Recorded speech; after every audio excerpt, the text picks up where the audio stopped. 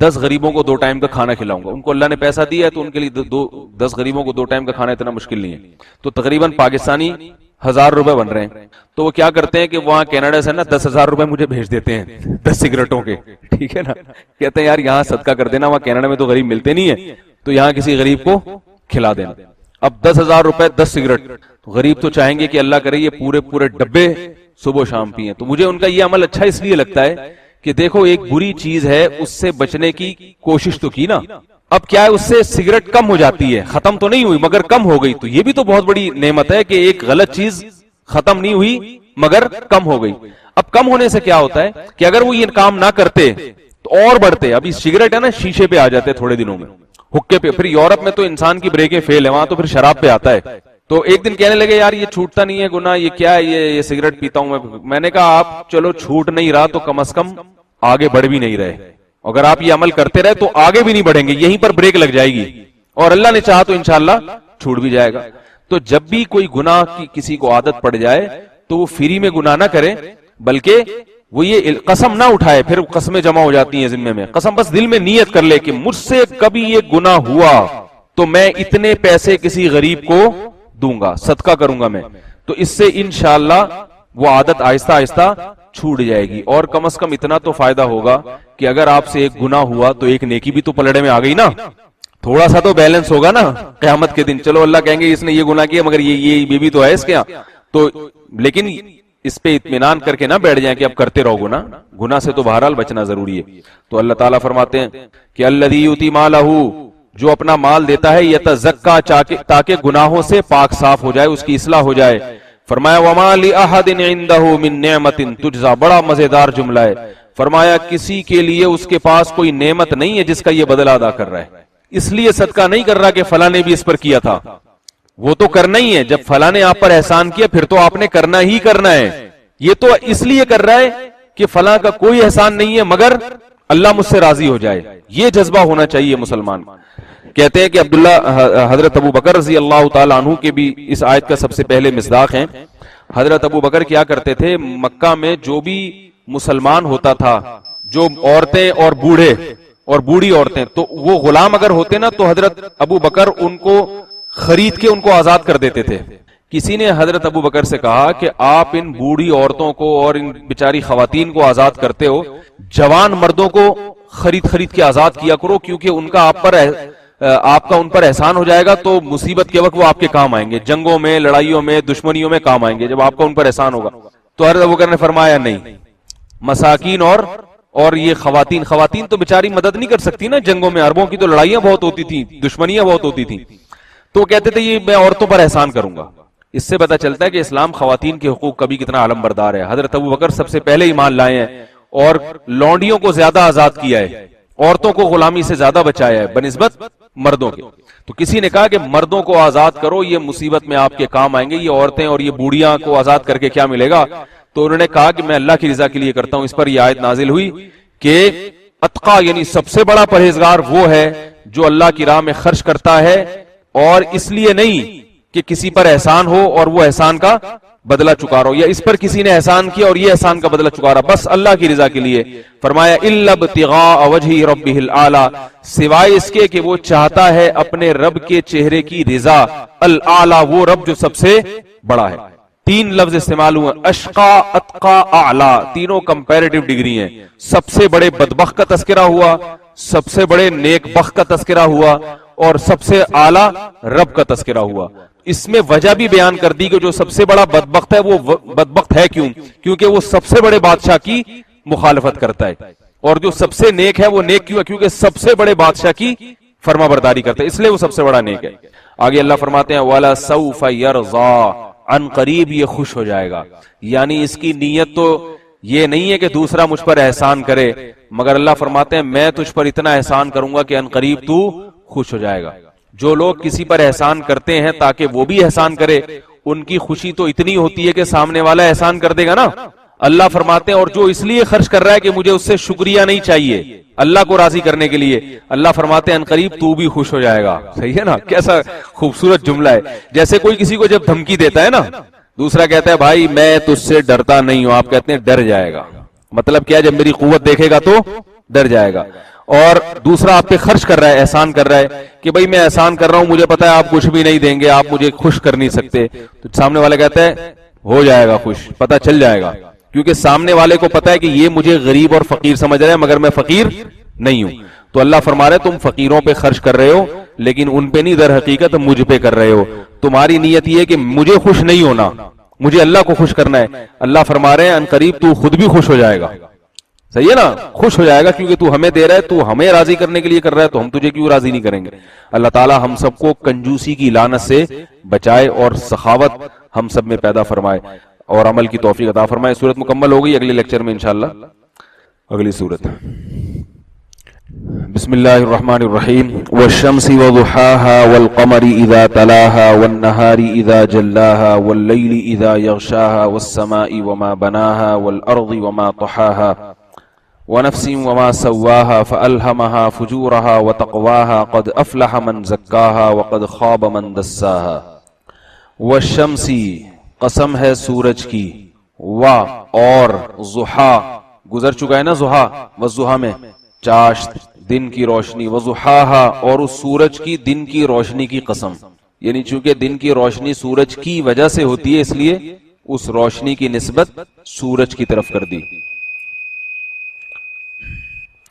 والقمر اذا تلاها اور چاند کی قسم, قمر کسے کہتے ہیں چاند, اذا جب تلا, تلیہ یتلا, سمع یسمع یعنی ضرب یضرب کی طرح ہے, تلا یا تھا اصل میں ضربا, تلا کا معنی ہوتا ہے کسی کے پیچھے جانا, صحیح ہے, کسی کے پیچھے پیچھے جانا.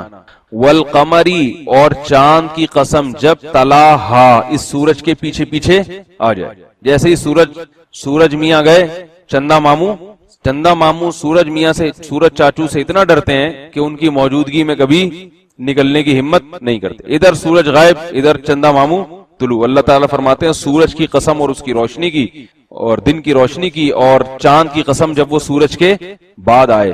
والنہار اذا جلاہا اور دن کی قسم جب یہ دن اسے روشن کر دے.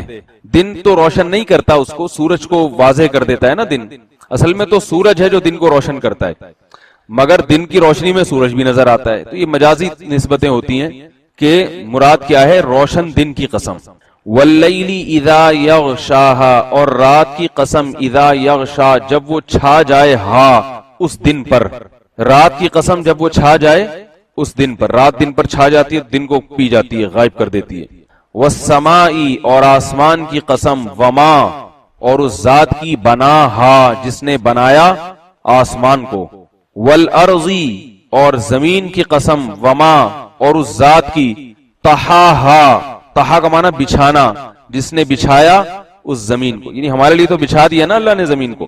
ونفس اور قسم ہے نفس کی, نفس کسے کہتے ہیں جان کو, زندگی کو, انسان کو, اور انسان کی قسم, وما اور اس ذات کی, سوا جس نے برابر کیا, ہا اس انسان کو ایسے سانچے میں ڈھال کے خوبصورت انداز سے بنایا, اس ذات کی قسم.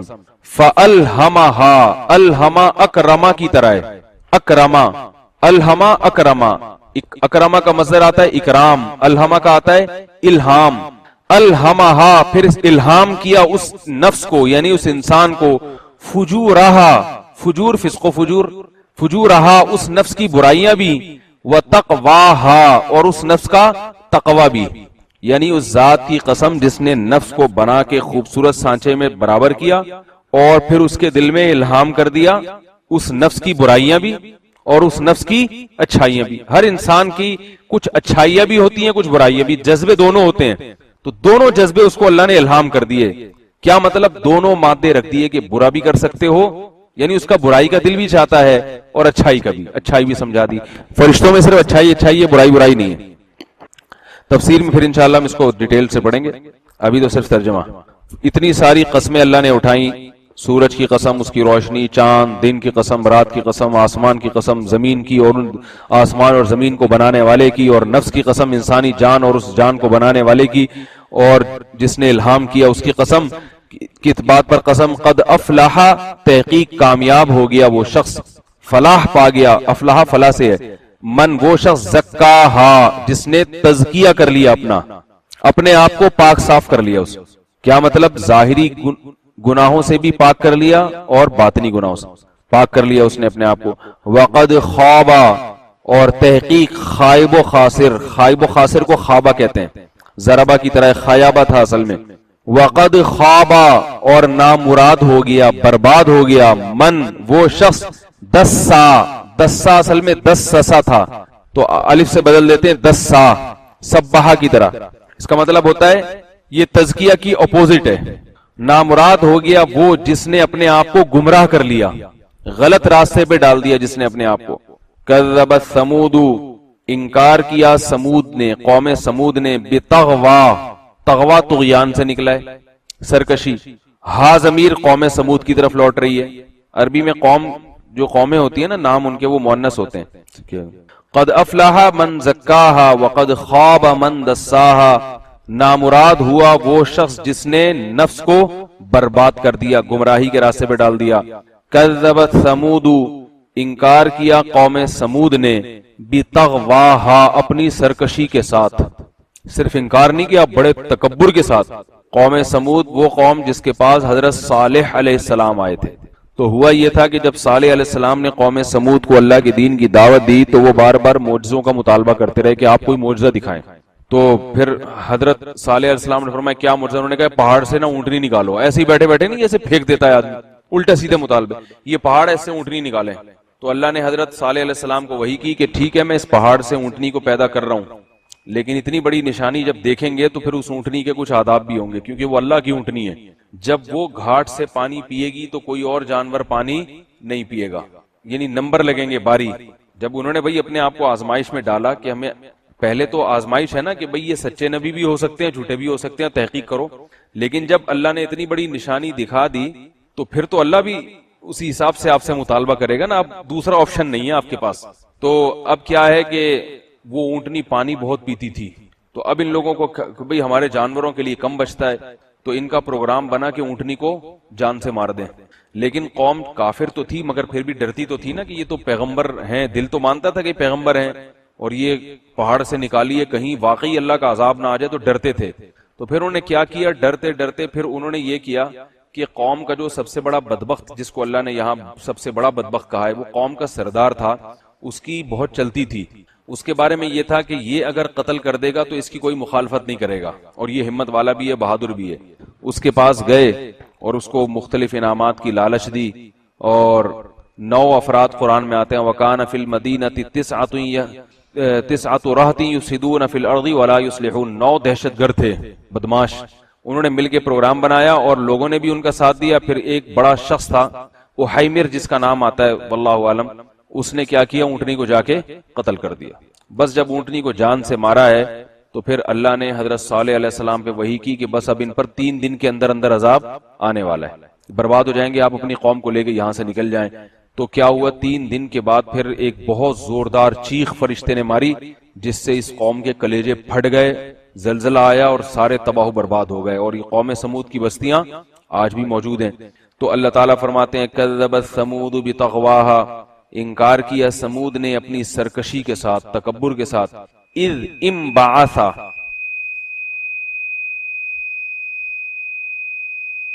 انبعثا، بعثا کا مطلب کیا ہوتا ہے؟ بھیجنا.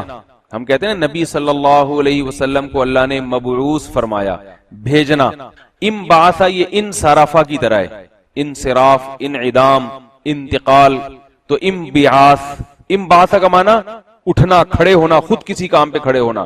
فرمایا اذ انبعثا، جب کھڑا ہوا ان میں، اشقا ہا، اس قوم کا سب سے بدبخت ترین آدمی. فقال لهم، تو اس قوم سے کہا، رسول اللہ، اللہ کے رسول نے یعنی صالح علیہ السلام نے اس قوم سے کہا، ناقۃ اللہ، یہ اللہ کی اونٹنی ہے، وسقیا، سقیا کہتے ہیں پانی پلانے کو.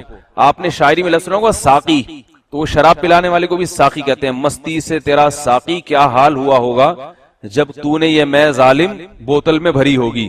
ٹھیک ہے نا، ایک شاعر کہتا ہے کہ جب تو نے یہ شراب بوتل میں بھری ہوگی تو کیا حال ہوا ہوگا. تو یہ ہمارے بزرگان دین اللہ کے عشق اور محبت میں یہ اشعار بھی پڑھتے ہیں کہ اللہ کی محبت کی شراب جب تمہارے دل میں پیدا ہوئی ہوگی تو مستی میں تمہارا حال کیا ہوگا.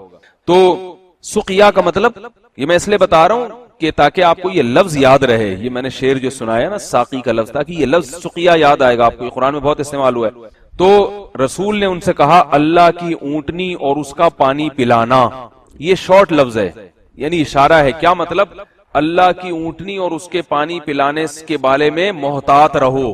بھائی آپ کو جب کسی کو کوئی بات سمجھاتے ہیں آپ کہ بھئی فلاں جگہ نہیں جانا, تو شروع میں تو ڈیٹیل میں بتا دیا, لیکن وہ نہیں سمجھ پھر بھی جا رہا ہے, تو آپ اس کو پھر یہ نہیں کہتے اس سے بچ کے رہو, آپ کہتے ہیں, آپ اسے کیا کہتے ہیں؟ اسٹرائک, ہڑتال, ڈسکو موڑ, انڈا موڑ, یعنی یاد دلاتے ہیں کہ میں پورا کلام نہیں دہرا رہا, بس سمجھ جاؤ.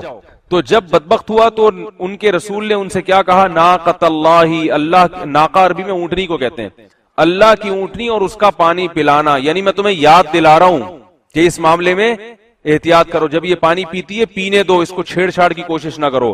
اللہ فرماتے ہیں فَكَذَّبُوهُ, اس قوم نے صالح علیہ السلام کی تکذیب کی, انکار کیا. جاؤ کچھ نہیں ہوتا. فَعَقَرُوهَا, عقر کہتے ہیں ٹانگے کاٹ ڈالنا, ضربو کی طرح ہے.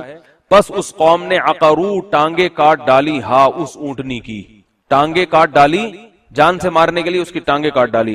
فَدَمْدَمَ عَلَيْهِمْ, دمدمہ کا مطلب ہوتا ہے کسی پر عذاب نازل کرنا, برباد کر دینا.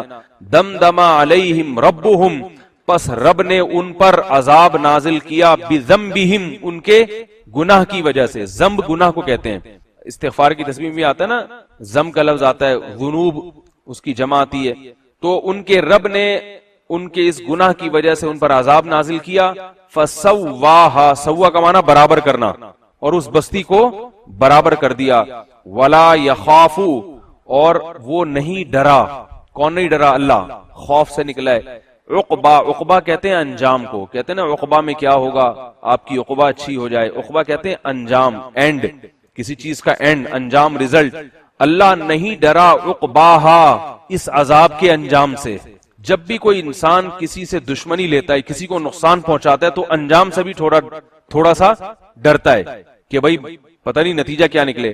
اللہ فرماتے ہیں پوری بستی کو ہم نے برابر کر دیا, برباد کر دیا, اور ہمیں انجام کی فکر نہیں تھی کہ ہوگا کیا, کیونکہ کوئی ہمارا کچھ نہیں بگاڑ سکتا. جس کو انجام کی فکر نہ ہو, رزلٹ کی فکر نہ ہو, پھر وہ کام کرتے ہوئے کسی سے مشورہ نہیں لیتا, پوچھتا نہیں ہے. تو یہ اللہ نے دھمکی دی ہے کہ اتنی بڑی قوم کو, اتنی طاقتور قوم کو, بہت طاقتور لوگ تھے وہ, ہم نے ان کو ایسا برباد کیا, بالکل برابر کر دیا, اور ہم ان کے انجام سے ڈرے نہیں کہ یہ ہمارا کیا بگاڑ دیں گے, کیونکہ ہم کسی سے ڈرتے نہیں ہیں اور ہمیں ڈرنے کی ضرورت نہیں ہے. تو اس لیے جب اللہ کسی سے ڈرتا نہیں, ڈرنے کی اسے ضرورت نہیں ہے, تو اس کے مقابل میں جو لوگ ہیں ان کو پھر اس ذات سے ڈرنا چاہیے. یہ تو اس آیت کا, یہ اس سورت کا صرف ترجمہ ہوا ہے. وقت ہے اتنا؟ اچھا, اگر ایسا کر لیں کہ اگلی سورت کا بھی ترجمہ ہم پڑھ لیں اور پھر دونوں کی تفسیر اگلے درس میں پڑھ لیں, ہیں؟ چلیں پھر اسی کو پہلے کمپلیٹ, جو ایک ترتیب چلی آ رہی ہے اسی پہ چلتے ہیں, ٹھیک ہے نا. مجھے یہ ڈر ہے نا کہ اتنے وقت میں یہ تفسیر مکمل نہیں ہوگی, تو اس سے پھر یہ ہوتا ہے کہ پچھلی دو آیتوں میں کیا. اچھا, مجھے یہ جو انٹرنیٹ پہ جو میرے لیکچر سنتے ہیں نا, ان لوگوں سے ایک درخواست سمجھ لیں آپ, یا آرڈر سمجھ لیں, جتنے لوگ انٹرنیٹ پر یہ میرے لیکچر سن رہے ہیں وہ مجھے اپنے نمبر سے ایک SMS بھیجیں کہ ہم شوق سے سن رہے ہیں اور ہمیں فائدہ ہو رہا ہے. اگر واقعی ہو رہا ہے اور سن رہے ہیں تو جتنے SMS آئیں گے اس سے مجھے اندازہ ہوگا کہ اس لیکچر کو سننے والے واقعتاً کتنے اسٹوڈنٹس ہیں جو پڑھ رہے ہیں. رجسٹریشن تو بہت سے لوگوں کی ہے, تو ان کو یہ کلپ مل جاتے ہوں گے پہنچ, اور یہ میں نے درمیان میں اسی لیے کہہ رہا ہوں. شروع میں ہوتا نا یہ میں بات کر دیتا, تو جو شروع کا کلپ سنتا ہے نا وہ اس کے سامنے تو آ جائے گی, باقی وہ پتہ نہیں سنتا ہے کہ نہیں سنتا. ہاں, تو یہ میری بات جو سنے گا نا, یہ سننا اس کی علامت ہے وہ پورا لیکچر سن رہا ہے, کیونکہ میں درمیان میں یہ بات کہہ رہا ہوں. تو پھر وہ مجھے SMS میرے موبائل پہ بھیجیں یا واٹس ایپ پہ بھیج دیں, لیکن SMS پہ موبائل پہ بھیجیں اچھا ہے, کیونکہ واٹس ایپ پہ پہلے ہی بہت رش ہوتا ہے, پتہ نہیں کتنے SMS آ جائیں, پھر میں ایک نیا مسئلہ ہو جائے گا. میرے موبائل نمبر پہ مجھے ایک SMS بھیج دیں کہ بھائی ہم آپ کا لیکچر شوق سے سن رہے ہیں اور ہمیں فائدہ ہو رہا ہے, تاکہ مجھے اندازہ ہو کہ میں اگر ایک محنت کر رہا ہوں تو کتنے لوگ سن رہے ہیں اس کو, اور فائدہ ہو رہا ہے کہ نہیں ہو رہا. ہوائی فائرنگ تو نہیں جاری کہیں ہے, رجسٹریشن تو وہ لوگ کروا لیتے ہیں. شادی میں کتنے لوگ آتے ہیں جو ہم آئیں گے, آتا کون ہے پھر, آنے والے تو بہت تھوڑے ہوتے ہیں نا.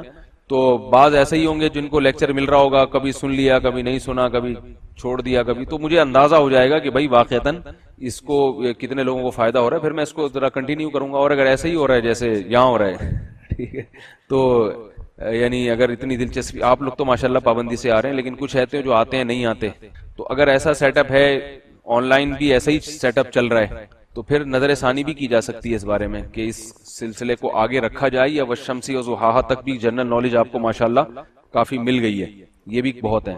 تو مجھے موبائل نمبر پہ جو ایس ایم ایس آئیں گے تو جتنی تعداد ہوگی اس سے مجھے اندازہ ہوگا. ایسا نہ ہو کہ ایک آدمی مختلف سموں سے 100 دفعہ ایس ایم ایس بھیج دے. بعضوں کو بہت اچھا لگ رہا ہوتا ہے نا درس, 2-4 آدمیوں کو, تو وہ ایسا نہ ہو نمبر بدل بدل کے, وہی ہم خوش ہو رہے ہیں کہ ماشاءاللہ جاپان سے بھی آ رہا ہے اور کینیڈا سے بھی آ رہا ہے, وہ مختلف سموں سے نمبر بھیجنا, ایس ایم ایس بھیجنا شروع کر دیں. تو ایسا نہ کریں, یہ دھوکہ ہو جائے گا. تو یہ مجھے بتائیں. چلیں اب اس کی تھوڑی تفسیر پڑھ لیتے ہیں. والشمس وضحاہا, سورج اور اس کی روشنی کی قسم, چاند کی قسم جب وہ اس کے پیچھے آئے, دن کی روشنی کی قسم, رات کی قسم, آسمان کی قسم, زمین کی قسم. یہ ساری قسمیں اور نفس کی قسم یہ اللہ اس لیے اٹھا رہے ہیں کہ انسان کی زندگی کو گزارنے میں, انسان کی زندگی کو کامیاب کرنے میں اور ان نعمتوں سے مستفید ہونے میں ان تمام چیزوں کا سب سے گہرا دخل ہے. سورج اگر نہ ہو ایک منٹ کے لیے کیا ہم زندہ رہ سکتے ہیں؟ ظاہر ہے زمین پر جتنی حیات, اس کا ٹیمپریچر اتنا ہو جائے گا کہ آپ کینیڈا کے -40 کو بھول جائیں گے. اتنا ٹیمپریچر ہو جائے گا اگر سورج نہ ہو اور روشنی نہ ملے ہمیں. مطلب یہ کہ پوری زندگی کا نظام کس سے چل رہا ہے؟ اس سورج سے.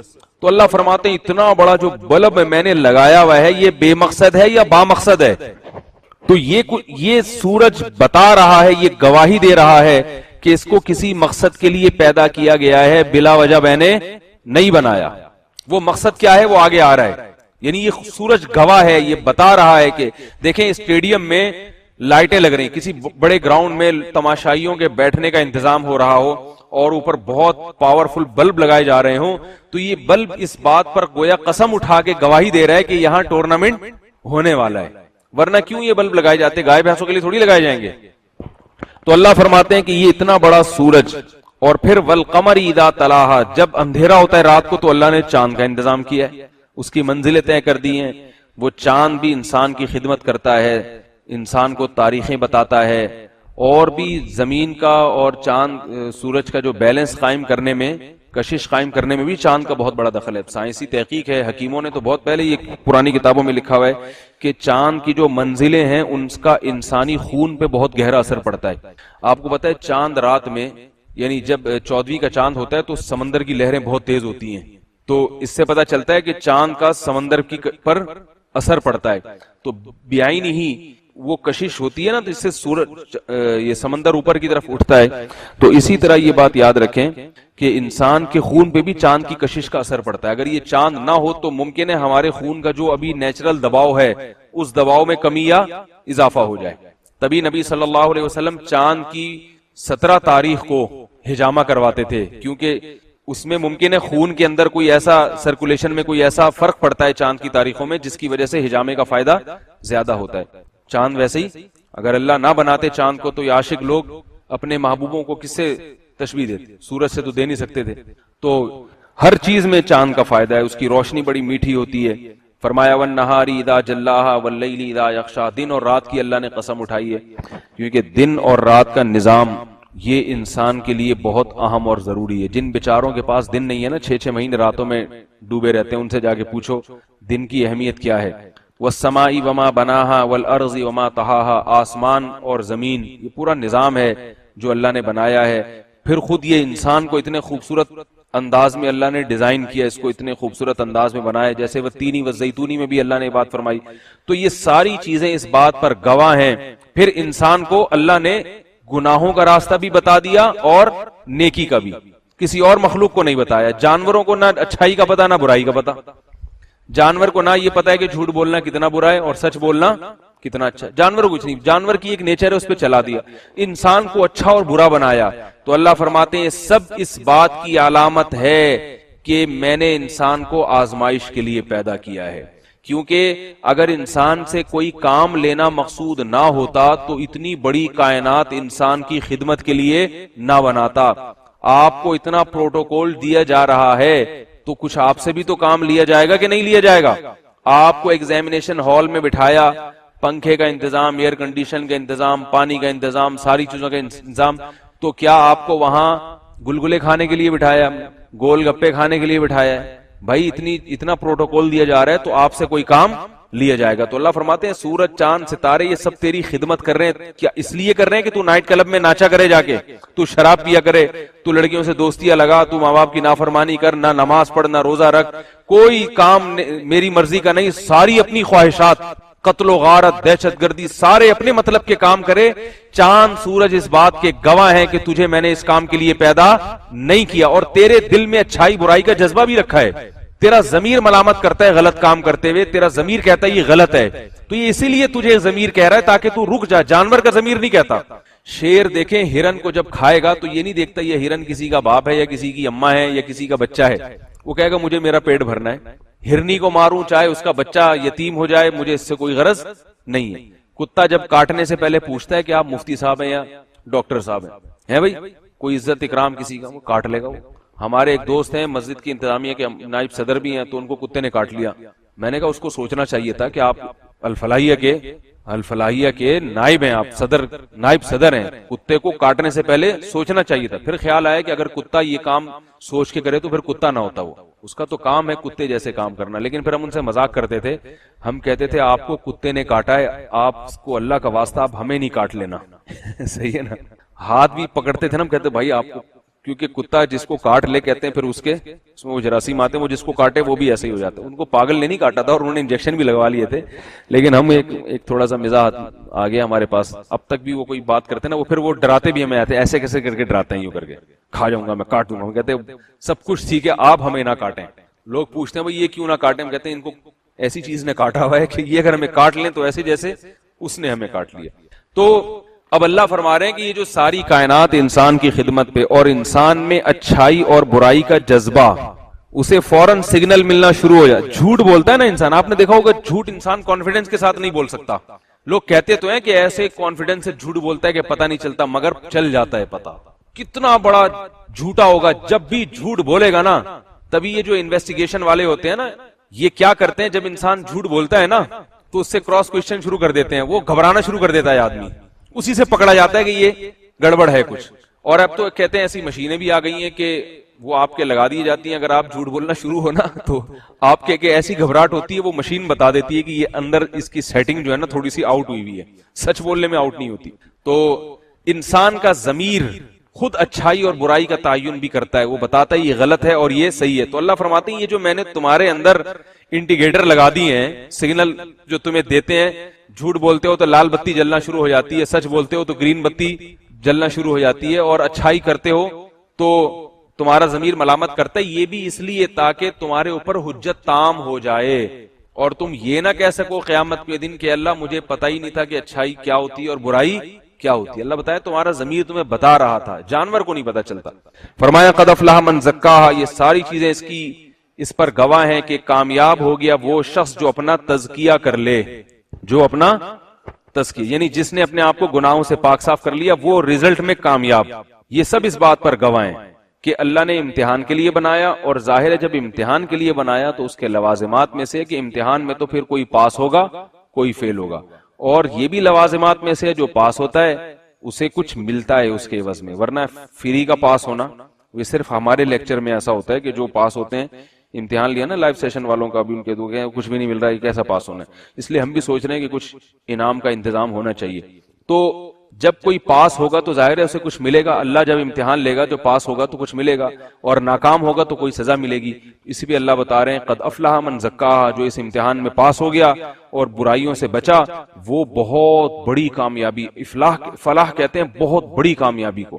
وقد خاب من دساہا, اور برباد ہو گیا وہ جس نے اپنے آپ کو بربادی اور گمراہی کے راستے پہ ڈال دیا. کیونکہ اتنی بڑی کائنات اللہ نے اس کے لیے بنائی تھی, عیاشی کے لیے نہیں. اس نے عیاشی کے راستے پہ ڈالا تو وہ اس امتحان میں ناکام ہو گیا.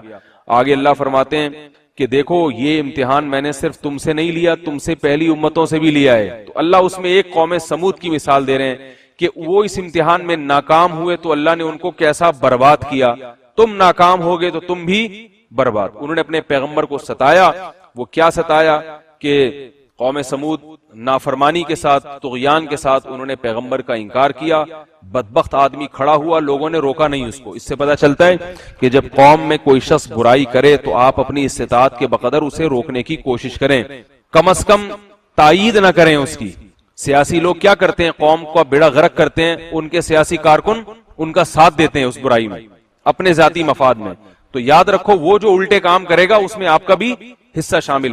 ٹانگیں تو ایک آدمی نے کاٹی اونٹنی کی، مگر عذاب پوری قوم پر آیا کیونکہ پوری قوم اس اقدام پہ راضی تھی اور روکنے کی کوشش نہیں کر رہی تھی. یہی مضمون دوسرے مقام پر سورہ اعراف میں ہے کہ بنی اسرائیل کو جب اللہ نے ہفتے میں کے دن شکار سے منع کیا تو بنی اسرائیل نے پھر بھی شکار کرنا شروع کر دیا.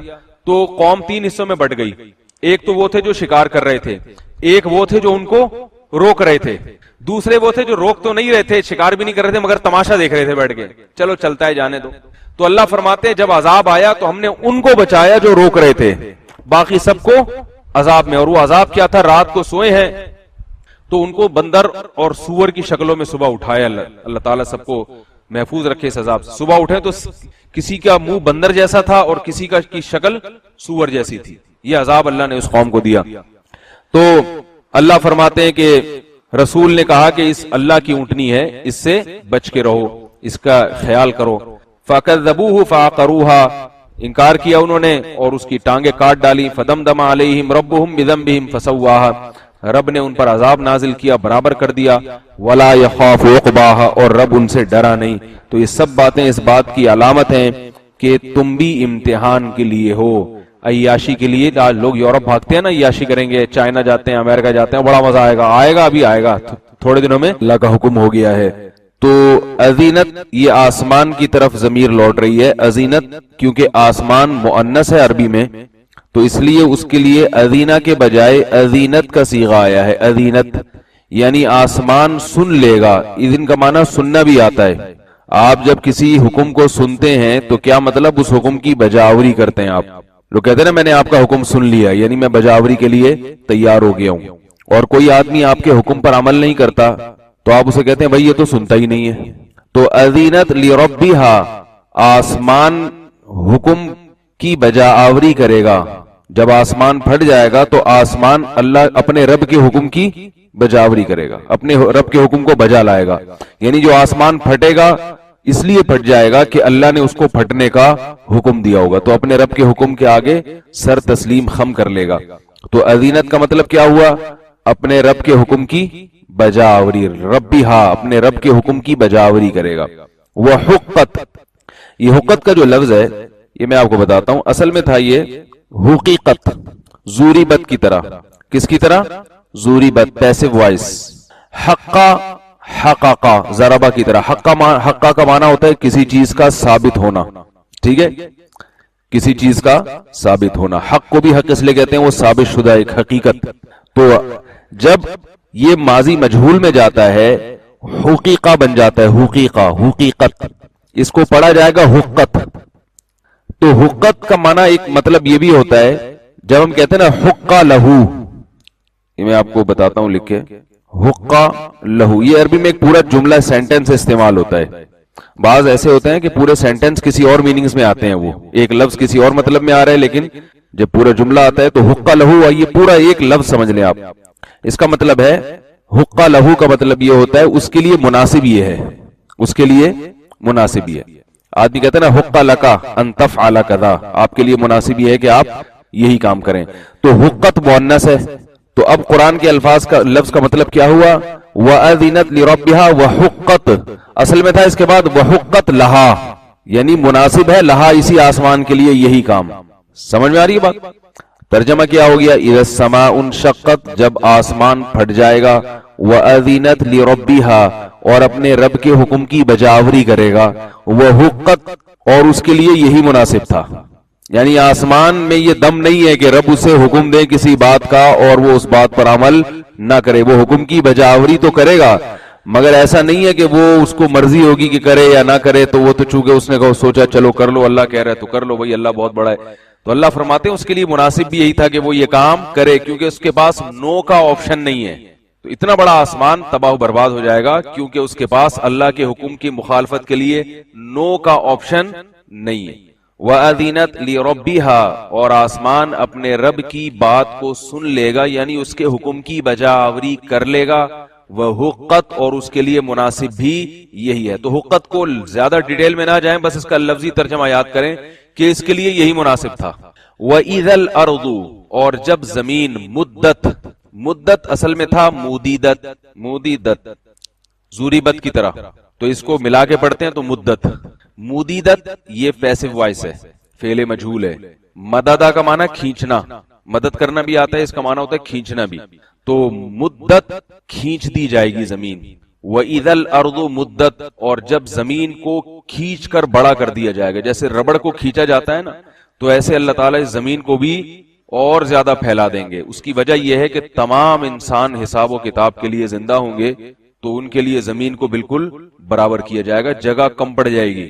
بھئی آدم علیہ السلام سے لے کر قیامت تک آنے والے سارے انسان زمین پہ جمع ہوں گے میدان حشر میں, تو ظاہر ہے اس لیے اللہ تعالیٰ زمین کو کیا کر دیں گے, سارے پہاڑوں کو بھی برابر کر دیں گے. قرآن میں آتا ہے فَيَذَرُوهَا قَاعًا صَفْصَفًا, پہاڑ بھی چٹیل میدان بن جائیں گے, پوری پلین ہموار زمین ہوگی, اور اس تاکہ وہ سارے انسانوں کے لیے سارے انسان اس میں سما جائیں. وَإِذَا الْأَرْضُ مُدَّتْ اور جب زمین کو پھیلا کر لمبا کر دیا جائے گا. القت اصل میں تھا القایت, اکرمت کی طرح. اکرمت تو پڑھا ہے نا آپ نے باب اکرام, تو اس میں آئے گا باب القاء, اکرام کی طرح القاء. القاء کا معنی ڈال دینا, پھینک دینا. تو یہ تھا القیت, لیکن یا حروف گڑبڑی میں سے ہے نا, تو یہ کیا پڑھا جائے گا القت. ٹھیک ہے, تو القت کا معنی القاء کا معنی پھینک دینا. ویسے بھی القاء ہوتا ہے نا, کہتے ہیں فلاں کے دل میں القاء ہوا ہے, کیا مطلب اللہ نے کوئی بات ان کے دل میں ڈال دی ہے, القاء پھینک دی, ان کے دل میں کوئی بات ڈال دی ہے. تو وَأَلْقَتْ مَا فِيهَا اور زمین القاء کر دے گی, پھینک دے گی, نکال باہر کرے گی, ما وہ کچھ فیہا جو زمین کے اندر ہے, پھیل بھی جائے گی, اور زمین کے اندر کی چیزیں ساری باہر. کون کون سی چیزیں ہیں, سونا چاندی بھی ہے, خود مردے ہیں, ان مردوں کو بھی نکال باہر کرے گی, تو سارے خزانے زمین سے نکل آئیں گے باہر. وَتَخَلَّتْ تخلت تخلیہ سے خالی ہونا, تخلت بھی اصل میں تھا تخلیت تصرفت کی طرح. یہ گرامر بتاتا ہوں, سمجھ میں نہیں آئے گا تو اتنا پریشان ہونے کی ضرورت نہیں ہے. تخلت ویسے یاد کر لو, تخلت خالی ہونا. ہمیں آم کھانے سے مطلب ہے, پیڑ گننے سے مطلب نہیں ہے, لیکن زیادہ اچھی طرح سمجھ میں آ جائے اس لیے میں یہ تھوڑا بتاتا ہوں, کیونکہ بعضوں کا حافظہ اچھا ہوتا ہے, محنت زیادہ کرتے ہیں تو ان کو وہ پھر پورا یاد رہ جاتا ہے. تصرفت تخلیت, صحیح ہے, تخلی مصدر ہے, جیسے تصرف مصدر آتا ہے, تو تخلی کا معنی خالی ہو جانا. اردو میں یہ لفظ استعمال ہوتا ہے خالی. تو وَأَلْقَتْ مَا فِيهَا وَتَخَلَّتْ. عثمان بھائی جب یہ آپ ریکارڈنگ چلائیں گے نا, تو جب میں جیسے بتا رہا ہوتا ہوں نا یہ تخلت, تو یہ سب اس کو فوکس کیا کریں پھر, ٹھیک ہے نا. ہاں, وَتَخَلَّتْ مَا فِيهَا اور خالی ہو جائے گی زمین. القت ما فیہا اور نکال پھینکے گی جو کچھ زمین کے اندر ہے. وَتَخَلَّتْ اور خالی ہو جائے گی. وَأَذِنَتْ لِرَبِّهَا اور یہ کام زمین کیوں کرے گی, اس لیے کہ زمین اپنے رب کے حکم کی بجاوری کرے گی. وَحُقَّتْ اور اس کے لیے بھی یہی مناسب تھا, یعنی اس کو یہ کرنا پڑے گا, کیونکہ اس کے پاس جیسے آسمان کے پاس نو کا آپشن نہیں ہے, زمین کے پاس بھی نو کا آپشن نہیں.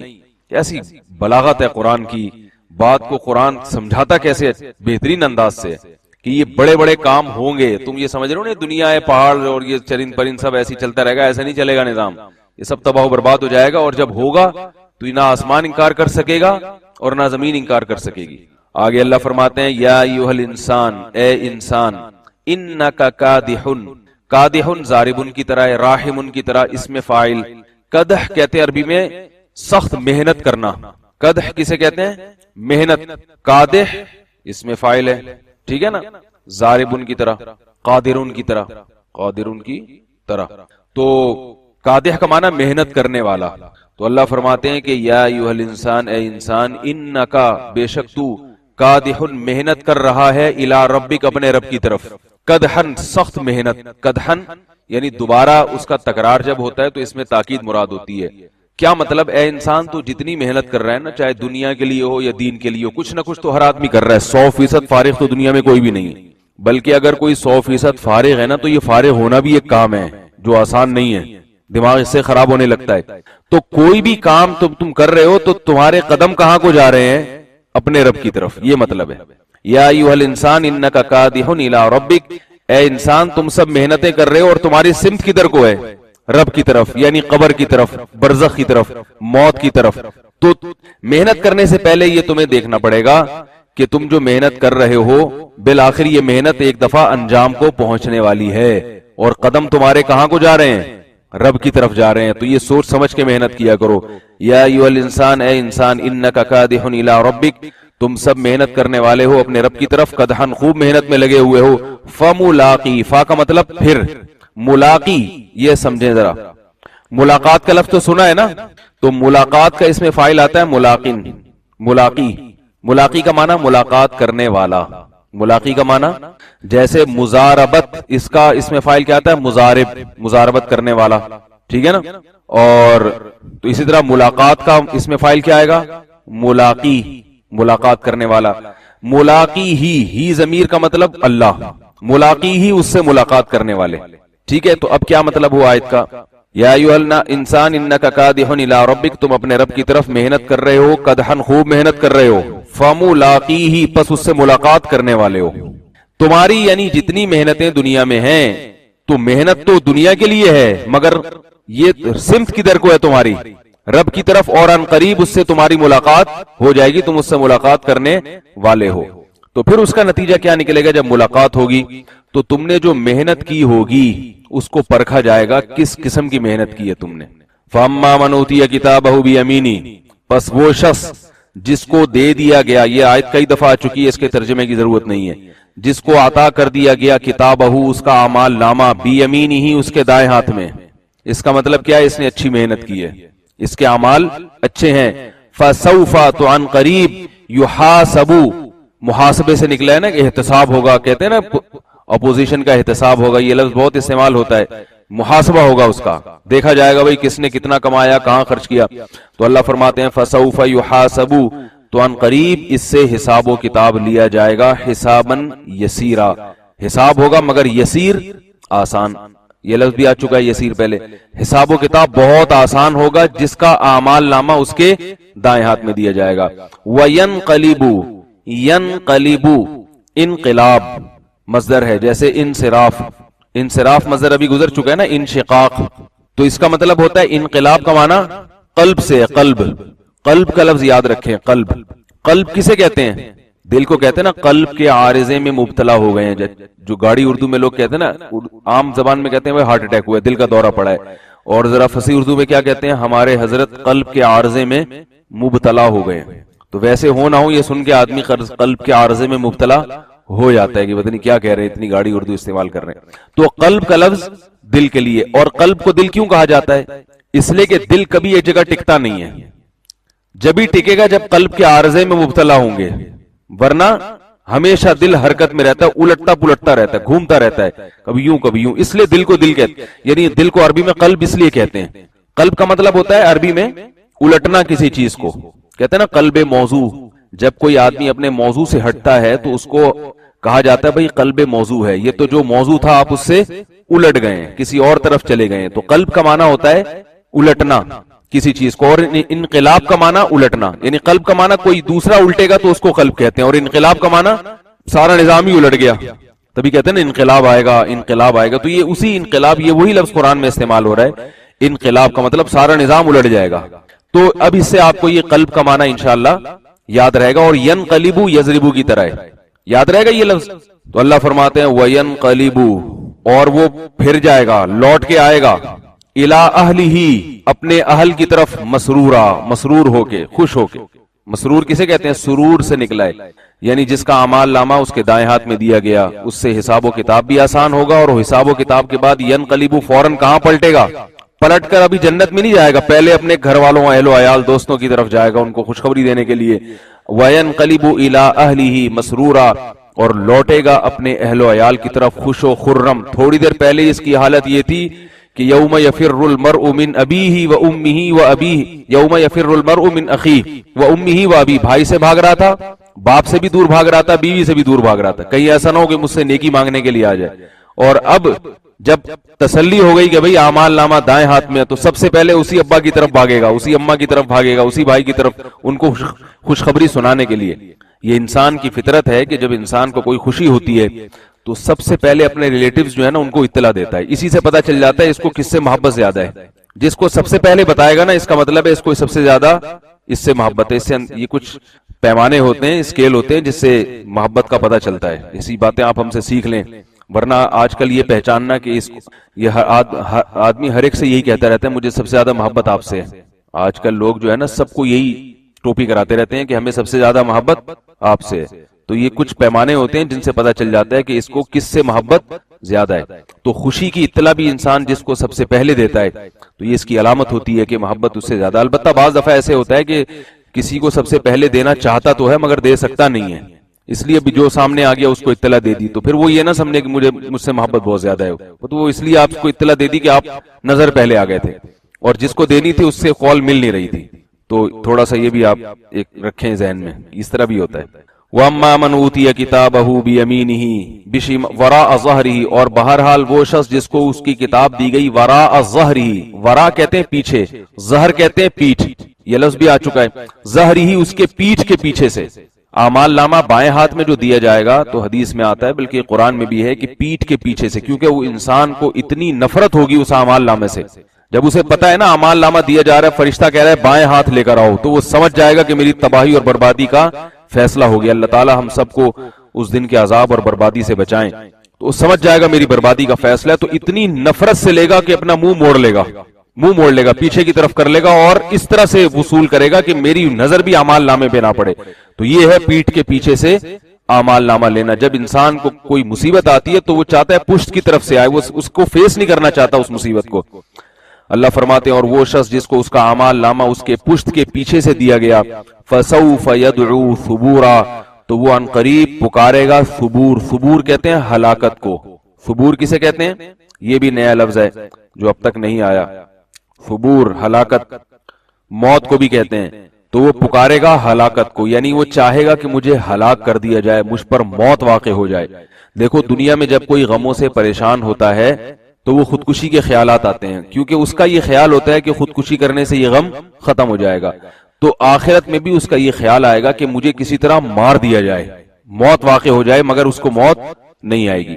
فسوف يدعو ثبورا ويصلى سعيرا, یصلا پہلے گزر چکا ہے, سیصلا نارا حامیہ, سیصلا نارا ذات لہب, آگ میں داخل ہونا. ویصلا سعیرا, سعیر بھڑکتی ہوئی آگ کو کہتے ہیں, اور داخل ہوگا بھڑکتی ہوئی آگ میں.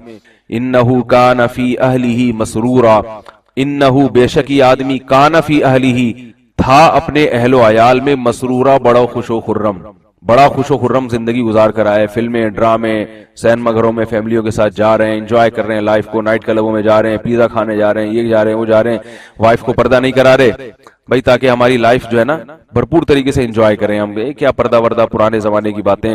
تو اللہ فرماتے ہیں تم نے بہت انجوائے کر لیا, تم نے لائف کو بہت زیادہ انجوائے کر لیا. پہلا جو شخص تھا نا یہ تو صبر کر کے آئے, اب یہ انجوائے کرے گا. سب سے پہلے اپنے گھر والوں کو ہی جائے گا بتانے کے لیے کہ یہ ہے میرا اعمال نامہ, اور اس شخص کے بارے میں اللہ اس کو تانا دے رہے ہیں کہ تو نے لائف کو بہت زیادہ انجوائے کر لیا ہے, اب نہیں ہوگا, اب مزے نہیں ہے. انہو کان فی اہلہ مسرورا, فرمایا یہ شخص اپنے اہل و عیال میں بڑا خوش و خرم رہا ہے, بڑی اچھی زندگی, اس کے خیال میں وہ زندگی بہت اچھی تھی. انہو ظن, اس نے یہ سمجھا ہوا تھا, ظن کہتے ہیں اس کا یہ خیال تھا, ان لن یحور, کہ ان کا مطلب کہ, بتایا تھا نا پہلے یہ لفظ آ چکا, لن یحور, حارا یحور کا مطلب ہوتا ہے لوٹنا. یحور کس کے معنی میں آتا ہے؟ یرجع کے معنی میں. جی کس کا مصدر؟ فبور, فبور خود مصدر ہے, موت کو کہتے ہیں. انہو ظن, اس نے یہ سمجھا ہوا تھا, ظن تھا اس کا, لن یحور, کہ یہ ہرگز نہیں لوٹے گا. یعنی اس کا یہ خیال تھا کہ مرنے کے بعد ختم, کوئی حساب و کتاب نہیں ہے, جو منمانی زندگی کرنی ہے, جو مزے اڑانے اڑاؤ. اس کا یہ خیال تھا کہ میں نے اب دوبارہ لوٹنا نہیں ہے, دوبارہ مجھے زندگی نہیں ملے گی, یہی ہے. تبھی لوگ کہتے ہیں نا دنیا دار لوگ, وہی 4 دن کی زندگی ہے, مزے اڑا لو, پھر کیا آپ بوڑھے ہو جاؤ گے, مر کے کھپ جاؤ گے, ختم ہو جاؤ گے. زندگی انجوائے کرو, کیا اس میں اتنا اللہ رسول کی باتیں. تو اللہ یہی فرماتے ہیں کہ اس کا یہ خیال تھا کہ 4 دن کی زندگی ہے, حقیقت میں 4 دن کی نہیں ہے, بلکہ یہ تو مسافر خانہ ہے. وَإِنَّ الدَّارَ الْآخِرَةَ لَهِيَ الْحَيَوَانُ, اصل میں زندگی تو وہ شروع ہونے والی ہے, جو 4 لاکھ سال سے بھی زیادہ کی زندگی ہے, 4 ارب سال سے بھی زیادہ کی زندگی ہے. تو تمہیں اس زندگی کی تیاری کے لیے اللہ نے یہاں پہ بھیجا تھا. اللہ فرماتے ہیں انہو ظن, اس نے یہ سمجھا ہوا تھا, لن یحور, کہ یہ ہرگز نہیں لوٹ کر آئے گا. بلا, کیوں نہیں لوٹے گا بھائی؟ بلا, بلا کسے کہتے ہیں؟ کلام کو رد کرنے کے لیے. کیوں نہیں لوٹے گا؟ ان ربہ, بے شک اس کا رب, کان بہ بصیرا, تھا اس کو بصیر, دیکھ رہا تھا. اس کی ایک ایک حرکت کو دیکھ رہا تھا. اس لیے تھوڑی دیکھ رہا تھا کہ اس کو نہ سزا ملے گی نہ جزا ملے گی. دیکھنا اسی نیت سے تھا کہ اگر اچھے کام کرتا ہے تو اس کو اس کا بدلہ دیا جائے, اور برے کام کرتا ہے تو اس کو اس پر سزا دی جائے. تو تیرا رب تو ایک ایک چیز تیری نوٹ کر رہا تھا, کیا کرتا ہے, کہاں جاتا ہے, کیا کھاتا ہے, کیا کھلاتا ہے, حلال کما رہا ہے یا حرام کما رہا ہے, ساری چیزیں دیکھ رہا تھا. فلا اقسم بالشفق. اب اللہ تعالیٰ اپنے اس دعوے پر قسمیں اٹھاتے ہیں کہ قیامت قائم ہوگی اور موت کے بعد تمہیں حساب و کتاب دینا پڑے گا. فلا اقسم, پس میں قسم اٹھاتا ہوں, شفق, آسمان کے کنارے کی. آسمان کا کنارہ طلوع آفتاب کے وقت اور غروب آفتاب کے وقت جو آسمان پہ ایک روشنی ہوتی ہے نا کنارے پہ, اس روشنی کو بھی شفق کہا جاتا ہے. جیسے مغرب کے وقت سرخ روشنی ہوتی ہے, جب وہ سرخ روشنی بالکل غائب ہو جاتی ہے تو عشاء کا وقت شروع ہوتا ہے, اور فجر کے وقت بھی ایک سفید روشنی پھیلنا شروع ہوتی ہے تو وہ فجر کا وقت داخل ہو جاتا ہے. اللہ فرماتے ہیں میں قسم اٹھاتا ہوں شفق کی, واللیلی, اور رات کی قسم, وما, اور ان چیزوں کی قسم, وسق, جن کو رات ڈھانپ لیتی ہے, چھپا لیتی ہے.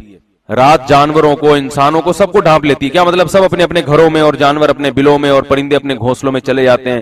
تو اللہ فرماتے ہیں ان کی میں قسم اٹھاتا ہوں. والقمری, اور چاند کی قسم اٹھاتا ہوں. اذا اتسق, اتسق اصل میں تھا اغتسق, وسق سے نکلا یہ لفظ, اس کا معنی ہوتا ہے پھیلنا.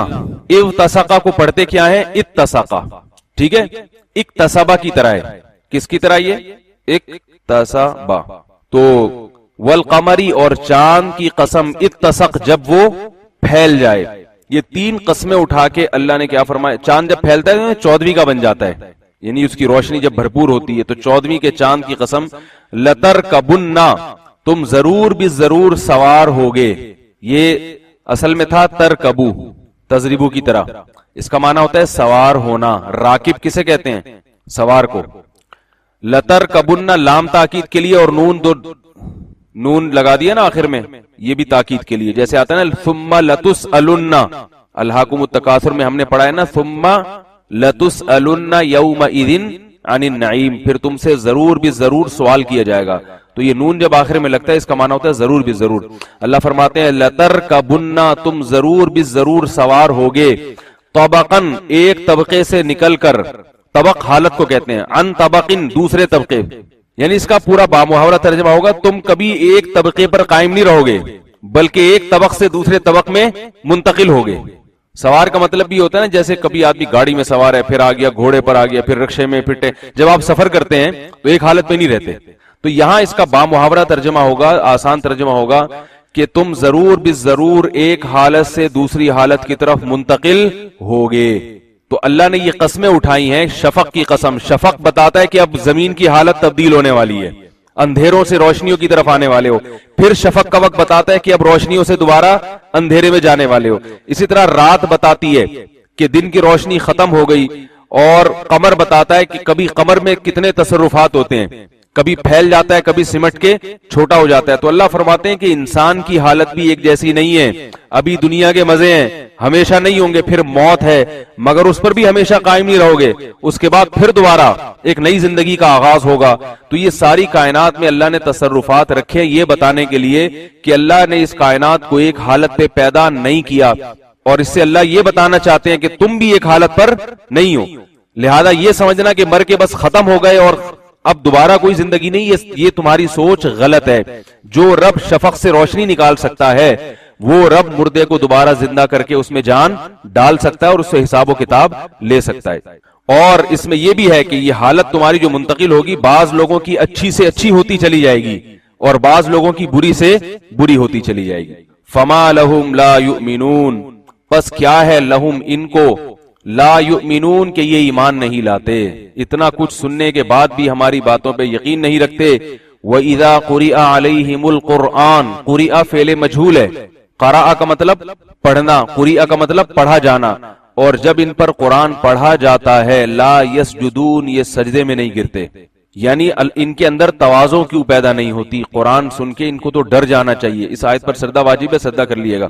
تو ان کو کیا ہو گیا کہ یہ قرآن کے سامنے سجدہ نہیں کرتے اور تکبر میں رہتے ہیں. یہاں سجدہ یہ کنایا ہے کہ قرآن کے احکام کو تسلیم کیوں نہیں کر لیتے. یہ ہم جب سجدہ کرتے ہیں نا, سجدہ والی آیت, تو ہم اصل میں تسلیم نہیں کیا ہم نے، یہ نہیں شو کرتے، بلکہ ہم کیا ایک ظاہری علامت بتاتے ہیں کہ اللہ جیسے ہم نے قرآن سن کے اپنے سر کو تیرے سامنے جھکا دیا تو ہم باقی زندگی میں بھی تیرے سامنے جھک جائیں گے۔ وہ الگ بات ہے کہ ہم صرف سر تو رکھ لیتے ہیں لیکن باقی زندگی میں اللہ کے حکام کے سامنے نہیں جھکتے، انگلی کٹا کے شہیدوں میں نام لکھوانے کی کوشش کرتے ہیں۔ تو اس سجدے والی آیات پہ جب سجدہ کریں تو یہ سوچ کے سجدہ کرنا چاہیے کہ اللہ ابھی تو صرف سر رکھا ہوا ہے تیرے سامنے، اور یہ بتانے کے لیے رکھا ہے کہ باقی تمام احکام میں بھی تیرے سامنے میں جھکا رہوں گا، کسی حکم کی مخالفت نہیں کروں گا۔ آگے فرمایا بل الذین کفروا یکذبون، بلکہ وہ لوگ جو کافر ہیں وہ تو یکذبون تکذیب کرتے ہیں، یعنی بجائے اس کے کہ سجدہ کریں اس قرآن کے کو سن کے اللہ کو سجدہ کریں اور اس کی آیتوں پر ایمان لے آئیں، اس کے بجائے کرتے کیا ہیں کہ کافر لوگ اس کا انکار کرتے ہیں، کہتے ہیں یہ اللہ کا کلام ہی نہیں ہے، یہ محمد صلی اللہ علیہ وسلم کا بنایا ہوا کلام ہے۔ اللہ فرماتے ہیں واللہ اعلم، حالانکہ اللہ خوب جانتا ہے، اعلم کمپیریٹیو ڈگری، خوب بہتر جانتا ہے، بیما ان چیزوں کو یوعون جن کی یہ حفاظت کرتے ہیں، جن کو یہ جمع کرتے ہیں۔ یوعون اصل میں تھا یوعیون، یکرمون کی طرح، ٹھیک ہے نا، یکرمون کی طرح اکرام کرنا، تو یوعیون کا مطلب ہوتا ہے کسی چیز کو جمع کرنا۔ تو یعنی تم جتنے اعمال جمع کر رہے ہو اور جو دنیا کی دولت اور ثروت جمع کر رہے ہو، اللہ تعالیٰ ان تمام باتوں کو خوب جانتا ہے، دیکھ رہا ہے کہ کیا کیا کر رہے ہو دنیا میں تم، تو یہ تمہارے سارے اعمال تمہارے سامنے لے آئے گا۔ فبشرہم، پس آپ ان کو خوشخبری دے دیجئے، بشر سبح کی طرح ہے، ان کو خوشخبری دے دیں بعذاب علیم، دردناک عذاب کی۔ علیم علم والا، علم کسے کہتے ہیں کچھ تو بتا دیا کریں، کہتے ہیں بھائی رنج و علم، سنا ہے نا لفظ، تکلیف کو، درد کو، پین، اب سمجھ میں آئے گا، پین کو، درد کو علم کہتے ہیں، تو علیم دردناک۔ فبشرہم بعذاب علیم، پس آپ ان کو خوشخبری سنا دیجئے دردناک عذاب کی۔ الا الذین آمنوا، ہاں وہ لوگ جو ایمان لائے، وعاملوا الصالحات، اور انہوں نے نیک اعمال بھی کیے، لہم اجر، ان کے لیے اجر ہے، غیر ممنون، نہ ختم ہونے والا۔ کیا تھا؟ لہم اجر غیر ممنون، نہ ختم ہونے والا اجر ہے ان کے لیے۔ یہ صورت کمپلیٹ ہو گئی، اس کا تھوڑی سی تفسیر بیان کر دیتا ہوں کیونکہ تفسیر بھی ترجمے کے دوران میں ہو گئی ہے۔ ان آیات میں اللہ تعالیٰ نے آخرت کی ہولناکیاں بیان کی ہیں اور دنیا کی بے ثباتی کو بیان کیا ہے کہ انسان اس دنیا کے نظام کو دیکھ کے یہ سمجھتا ہے کہ یہ دنیا ہمیشہ قائم رہے گی اور یہ اسی طرح ترقی کرتی رہے گی، تو اللہ فرماتے ہیں ایسا نہیں ہے، میں نے دنیا کو توڑنے کے لیے اور تباہ کرنے کے لیے بنایا ہے، کیونکہ میری نظر میں دنیا اصل نہیں ہے، دنیا اصل نہیں ہے، اللہ کی نظر میں اصل کیا ہے؟ آخرت۔ آخرت نہیں ٹوٹے گی، آخرت کا آسمان کبھی تباہ نہیں ہوگا اور آخرت کی زمین کبھی تباہ نہیں ہوگی۔ اذا السماء انشقت، جب آسمان پھٹ جائے گا، وَأَذِنَتْ لِرَبِّهَا وَحُقَّتْ، اور اپنے رب کی بات سن لے گا اور حکم کی بجاوری کر لے گا، وَحُقَّتْ، اور وہ اسی کے لائق ہے کہ وہ یہ کام کرے، وَإِذَا الْأَرْضُ مُدَّتْ، اور جب زمین کو پھیلا دیا جائے گا، وَأَلْقَتْ مَا فِيهَا وَتَخَلَّتْ، اور جو کچھ زمین کے اندر ہے زمین اس کو نکال کے باہر پھینک دے گی، وَتَخَلَّتْ، اور خالی ہو جائے گی، وَأَذِنَتْ لِرَبِّهَا، اور یہ سب کچھ کیوں کرے گی؟ اس لیے کہ اپنے رب کی بات سن لے گی، وَحُقَّتْ، اور اس کے لیے مناسب بھی یہی ہے کہ وہ یہ کام کرے، اپنے رب کے حکم کو پورا کرے۔ آگے اللہ فرماتے ہیں کہ یہ جو تصرفات تباہی اور بربادی کائنات پر آئے گی، یہ کیوں آئے گی؟ تاکہ انسانوں کی اللہ سے ملاقات ہو جائے، انسانوں کی، اور یہ زمین اور آسمان کا نظام ختم ہو جائے، دوسرا نظام شروع ہو جائے، دوسرا عالم میں انسانوں کو پہنچایا جائے گا۔ اللہ فرماتے ہیں یا ایھا الانسان، اے انسان، انک کادح، تم جتنی محنت کر رہے ہو تو وہ کیا ہے؟ الی ربک، وہ سب تمہارے رب کی طرف ہے، یعنی رب کی طرف تم جاتے ہوئے یہ محنت کر رہے ہو، قدحن، یہ خوب محنت کر رہے ہو، فملاقیہ، پس اس سے تمہاری ملاقات ہو کے رہے گی۔ تو اس لیے کہتے ہیں کہ جس سے ملاقات ہونے والی ہے اس کے لیے تیاری کرو، اور جس چیز کو چھوڑ کے جانا ہے اس کے لیے اتنی تیاری کرو جتنا چھوٹنے والی چیزوں کے لیے کی جاتی ہے۔ آج وہ الٹا رہا ہے، آخرت کے لیے اتنی کرتے ہیں تھوڑی تھوڑی، اور دنیا کے لیے کہ یہی ہمارا وطن ہے، یہی ہم نے رہنا ہے۔ فَأَمَّا مَنْ أُوتِيَ كِتَابَهُ بِيَمِينِهِ، پس جس شخص کو اس کا نامہ اعمال دائیں ہاتھ میں دے دیا گیا، فَسَوْفَ يُحَاسَبُ حِسَابًا يَسِيرًا، اس کا بہت آسان حساب ہوگا۔ حدیث میں آتا ہے رسول اللہ صلی اللہ علیہ وسلم نے ایک مرتبہ فرمایا، امی عائشہ رضی اللہ تعالی عنہ موجود تھیں، آپ نے فرمایا کہ قیامت کے دن جس کا بھی حساب لے لیا گیا وہ پکڑا گیا، مارا گیا، کیونکہ حساب میں پورا کوئی بھی نہیں اتر سکتا، حساب و کتاب میں پورا کیونکہ ایسی نیٹ کلین زندگی تو کسی کی بھی نہیں ہو سکتی نا جیسی اللہ چاہتے ہیں 100%، یعنی جیسی شریعت 100%، کہیں نہ کہیں تو گڑبڑ ہر ایک کی ہوتی ہے. تو اس لیے آپ صلی اللہ علیہ وسلم نے فرمایا کہ جس سے اللہ نے حساب لے لیا وہ برباد ہو گیا. تو حضرت عائشہ رضی اللہ تعالی عنہ بہت ذہین تھی، انہوں نے فوراً یہ آیت پڑھی کہ یا رسول اللہ آپ تو فرما رہے ہیں کہ جس سے اللہ نے حساب لیا وہ برباد ہو گیا. قرآن میں تو اللہ فرماتے ہیں فَسَوْفَ يُحَاسَبُ حِسَابًا يَسِيرًا، ہم آسان حساب لیں گے. اور یہ کن کی بات ہو رہی ہے؟ جنتیوں کی. پتہ چلا کہ حساب کی دو قسمیں، ایک آسان اور ایک مشکل. تو حساب تو ہو گیا نا وہ. تو فوراً سوال کیا تو آپ صلی اللہ علیہ وسلم نے سوال کا جواب دیا کہ عائشہ یہاں جو قرآن میں حساب یسیرہ ہے وہ حساب یسیر کیا ہے؟ وہ یہ ہے کہ ایک بندے کو اللہ کے سامنے لایا جائے گا، وہ ہوگا جنتی، اس کی نیکیوں کا پلڑا بھاری ہوگا، اللہ کے سامنے لایا جائے گا. اللہ اس سے یہ کہے گا کہ تو نے یہ گناہ کیا تھا، تو نے یہ خطا کی تھی، تو نے یہ، وہ سمجھے گا میں مارا گیا. اس کے بعد اللہ کہیں گے جا میں نے سارا معاف کیا. یہ ہے حساب یسیر.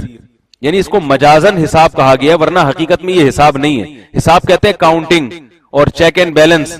یہ صرف کاؤنٹنگ ہے، چیک اینڈ بیلنس نہیں ہے. صرف بتایا جا رہا ہے اتنے گناہ کیے تو نے، باقی اس کی جو ہے نا وہ چیک اینڈ بیلنس نہیں ہے کہ چیک کر کے دیکھا جائے کتنے رہ گئے اور کتنوں کی سزا باقی ہے.